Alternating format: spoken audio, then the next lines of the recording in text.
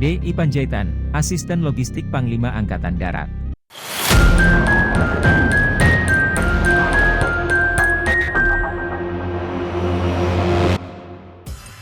Selain Ahmad Yani, masih banyak lagi jenderal lainnya yang juga menjadi korban peristiwa G30S yang dibantai dan dibunuh di Lubang Buaya. Salah satunya adalah Danelt Ishak Panjaitan.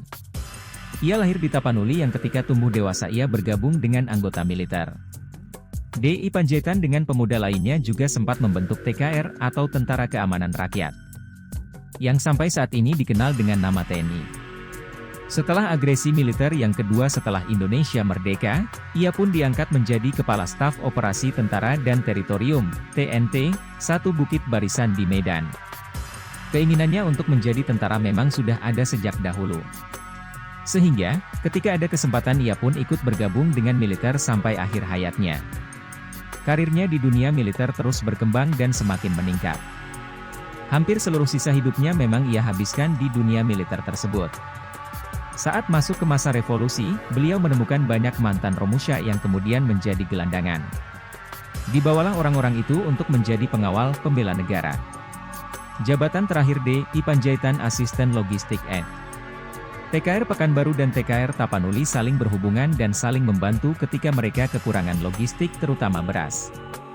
Banyak kain milik sekutu yang berasal dari Singapura dibarter atau ditukar dengan beras.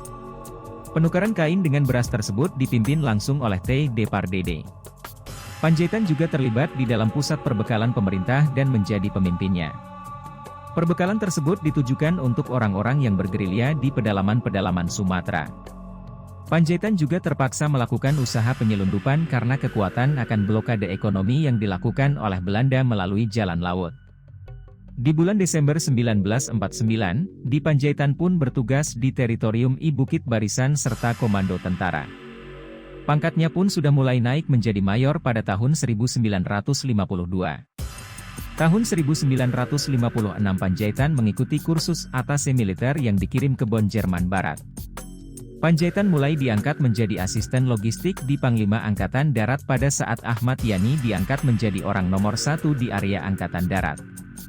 Di tahun 1963 naik pangkat menjadi Brigadir Jenderal. Ia merupakan salah satu orang terdekat Ahmad Yani sehingga ia pun masuk ke dalam daftar penculikan kasus G30S.